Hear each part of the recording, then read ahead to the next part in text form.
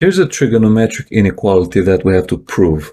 And if you're currently studying for your final IB exam in maths, and if you're comfortable with trigonometry, try to give this one a try.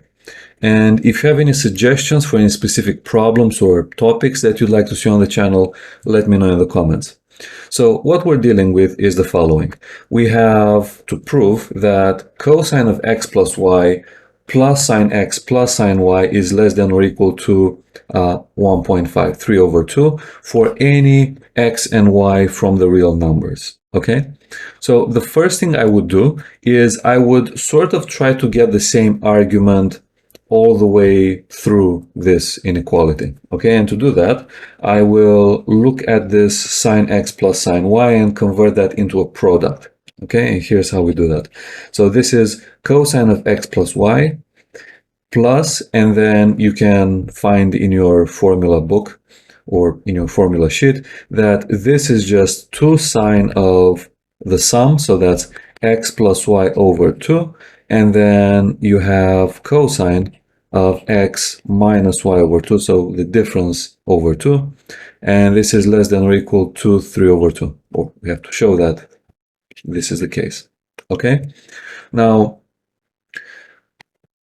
here we have x plus y over 2, here we have x plus y. Okay, so maybe there's a way to get the same sort of argument in both terms. Okay, and what I would do here is I would apply the double angle formula.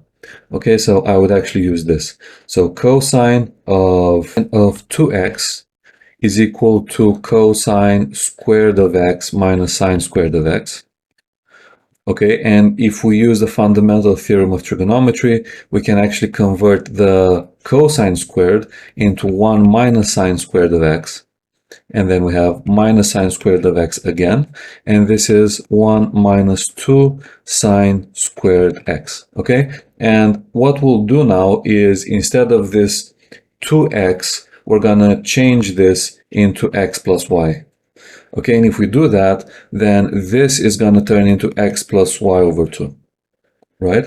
So let's actually take this and put this into this inequality here, and we'll see what we get. So cosine of x plus y will therefore become 1 minus 2 sine squared of this, so that's x plus y over 2. And then we have the rest of it, which is plus 2 sine of x plus y over 2, and then cosine of x minus y over 2. And again, we have to show that this is less than or equal to 3 over 2.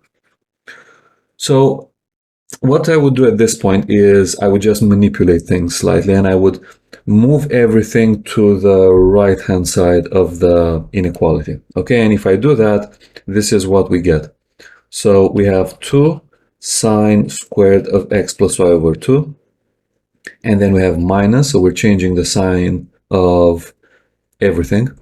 So this is 2 sine of x plus y over 2 cosine of x minus y over 2. And then we have 3 over 2 minus 1, so that's going to be plus 1 over 2. And this, we have to show that this is greater than or equal to 0. Okay?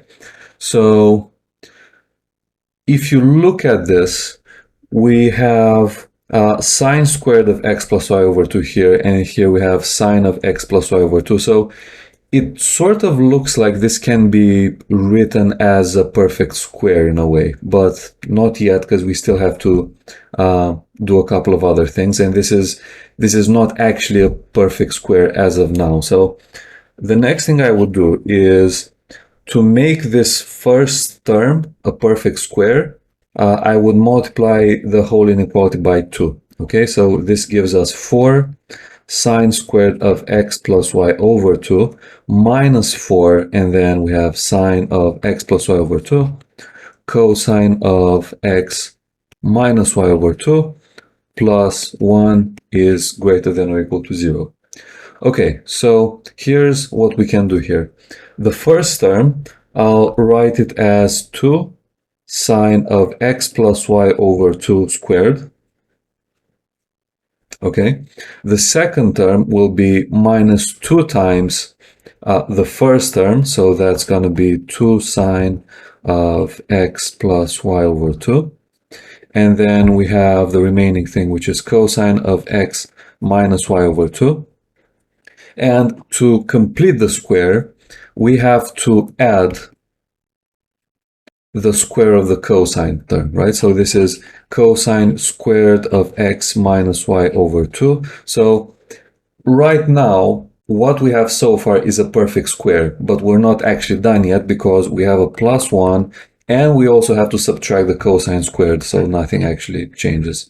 So we have this, and we have to show that this is greater than or equal to 0. So this part, so from here to here, this is essentially a squared minus 2ab plus b squared, right? And hopefully you can see that's the case, which means that this first part of the inequality, we can rewrite it as follows. So we have 2 sine of x plus y over 2, and then we have minus the cosine term. So we have minus cosine of x minus y over 2 squared, but we still have the plus 1 and the minus cosine squared of that. So let's write it like this for now. It's minus 1 over 2 greater than or equal to 0. Okay, and if you once again use the fundamental theorem of trigonometry, you should notice that this is nothing but sine squared of x minus y over 2.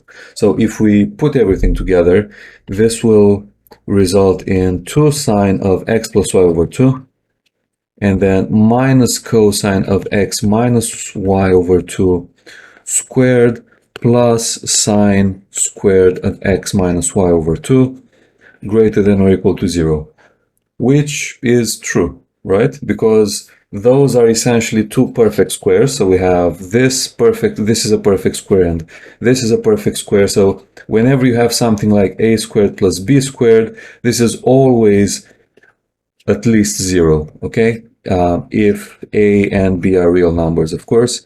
And we are told at the beginning that x and y are real numbers, so this is true. And this is how you show this inequality, and that's the end of the question.